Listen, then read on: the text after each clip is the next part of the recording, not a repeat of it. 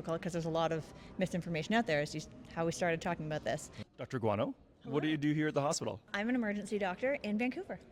And what is the best part about your job? The best part is talking to people. I really like that. A lot of times you're in a really vulnerable part of people's lives, and they tell you things that you don't necessarily get from day-to-day conversation. But I really like when you can tell someone something that means a lot to them, and they're like, "Thank you so much. I can sleep tonight." And that moment is really cool, and I think it's a little bit unique to medicine. What is the most challenging part of your day? Dealing with the balance between providing care that I think is really high quality and I'm proud of, and also trying to see enough people that I can keep moving people through the department and people aren't waiting too long with a problem that we haven't yet identified. There's a lot of people now with lots of health anxiety, and patients come in with maybe some misinformation. How do you combat that?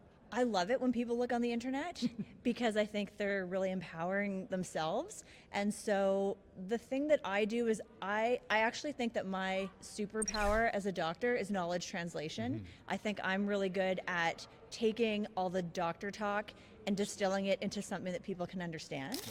And part of that is I always print out imaging reports. I often write out a discharge summary so that I can give it to people, because I know that once you walk out of the hospital, half of what I told you is impossible to remember. It happens to me, and I'm a doctor.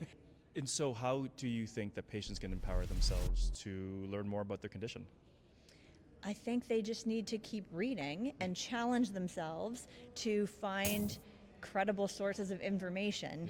And I mean challenge because that can be difficult because there's a lot of misinformation out there. It's just how we started talking about this. Talk to professionals. So if there's a trainee out there who wants to do what you do, what is your best piece of advice to that person?